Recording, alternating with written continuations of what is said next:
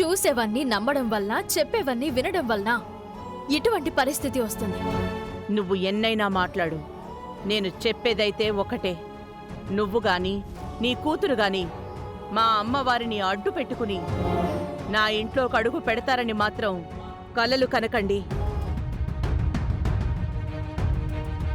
మరి కాసేపట్లో కాలనీలో ఉండే భక్తుల నుంచి నా వంటి జాతకం కలిగిన మనిషి గురించి బయటపడుతుంది.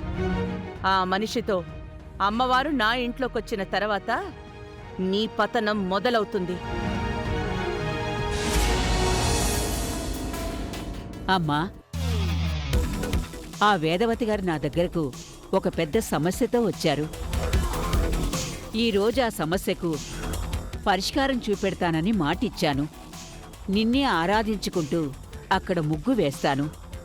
నిన్నే తలుచుకుంటూ ముగ్గులో గవ్వలు వేస్తాను.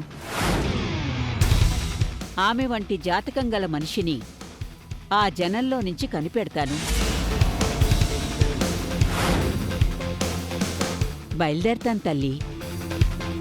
హరి ఓం తత్సత్.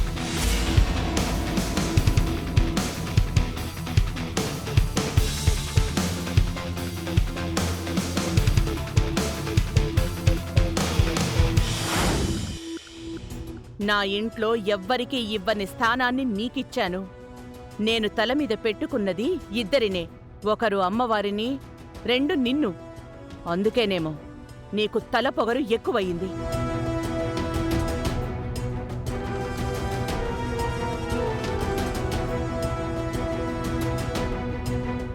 తలకెక్కిన అహంకారం, నెత్తికెక్కిన కళ్ళు దిగిపోతాయి. దర్జాగా నువ్వు కూర్చున్న కుర్చీ, విలాసవంతంగా నువ్వు అనుభవిస్తున్న ఇల్లు, ఎక్కిరించినట్టు నువ్వు తిరుగుతున్న కారు అన్నీ పోతాయి. సర్వం కోల్పోయి రోడ్డు మీద పడేడుస్తావు.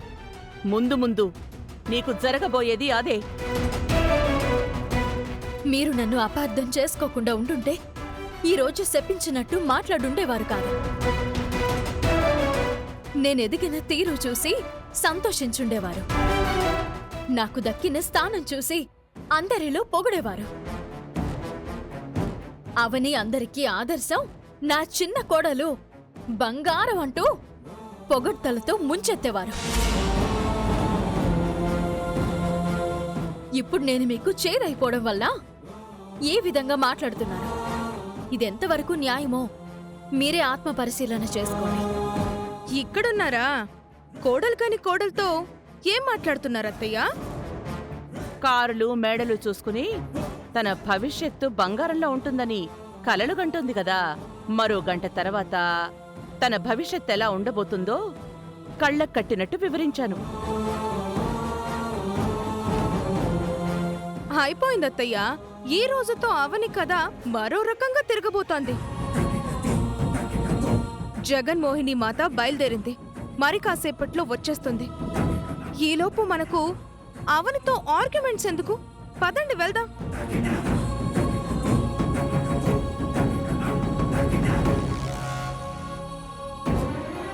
నిహారిక వల నుంచి బయటపడనంత వరకు నువ్వీ విధంగానే ఆలోచిస్తావంటా. నా కూతురిది నీ వంటి జాతకం కాదంటూ పెద్ద పెద్ద మాటలంటున్నావు. నిజానిజాలు మీకు తొందరలోనే తెలుస్తాయి. అమ్మవారు నీ దగ్గరికి ఎవరితో వస్తుందో ఆ అమ్మవారే చూసుకుంటుంది.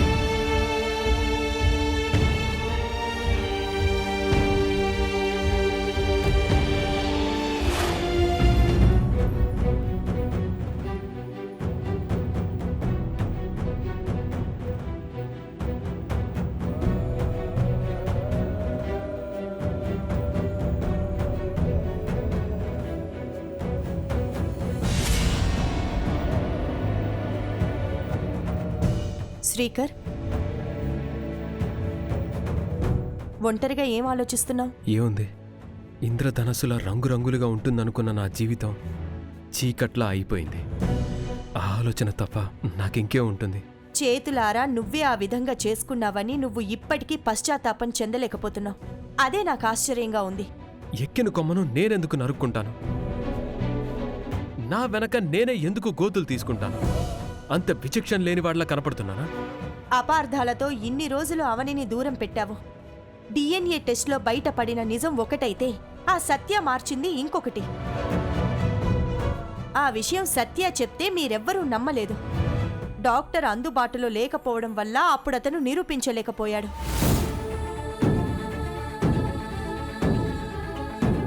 ఆ రిపోర్ట్స్లో అక్షయ నీ కూతురను వచ్చింది అన్నది ఆధారాలతో సహా నిరూపిస్తే నువ్వు అవనిని నమ్ముతావా? అవనిని దగ్గరికి తీసుకొని నీ ఇంటికి తీసుకొని వెళ్తావా?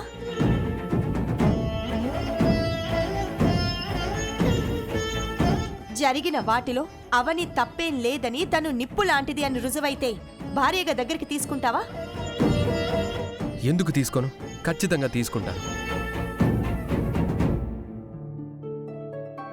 అటువంటి ఆధారాలుంటే నా అనుమానంతో పాటు అందరి అనుమానాలు తీరిపోతాయి. రాముడంతటి వాడే సీతమ్మ తల్లికి అగ్ని పరీక్షను పెట్టాడు. నేనొక సామాన్య మానవుణ్ణి. సమాజంకు సమాధానం చెప్పుకోవాలంటే ఆధారాలు కావాలి, సాక్ష్యాలు కావాలి. నా భార్యను ఎవరైనా తప్పుడు దృష్టితో చూస్తే వారిని మందలించడానికి గాని, నా భార్య గురించి ఎవడైనా చెడుగా మాట్లాడితే వాడిని చెప్పుతో కొట్టడానికి కాని ఆధారం ఉంటే అది నాకు బలమైన ఆయుధం అవుతుంది. అటువంటి పనిని మీరు ముందే చేసుంటే ఇన్ని రోజులు మా మధ్య ఎడబాటు ఉండుండేది కాదు. అవనిని వదిలేసి దూరంగా ఉండటం నాకు ఎంతో కష్టంగా ఉంది. అది అనుభవిస్తున్న నాకు మాత్రమే తెలుస్తుంది.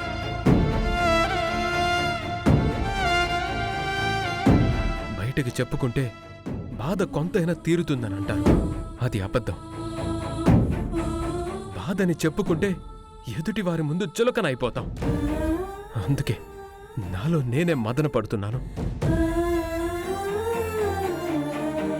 దగ్గరగా ఉన్న వారిని దూరం చేసే బలం అనుమానానికి ఉంటే, దూరంగా ఉన్న వారిని దగ్గర చేసే శక్తి నిజానికి ఉంటుంది. నిజమేంటో నాకు తెలియజేయండి. అవని కాళ్ళు పట్టుకొని క్షమించమని అడుగుతాను. అవని చేతులు పట్టుకొని నా చెంపలు వాయించుకుంటాను. అవనిని నెత్తి మీద పెట్టుకొని నా ఇంటికి తీసుకెళ్తాను. అయితే ఈరోజు ఆ నిజం నీకు తెలుస్తుంది. అవనిని తీసుకువెళ్ళడానికి సిద్ధంగా ఉండు శ్రీకర్. ఈ దసరా పండగ మీ ఇరువురి జీవితాల్లో జీవితాంతం గుర్తుండిపోతుంది.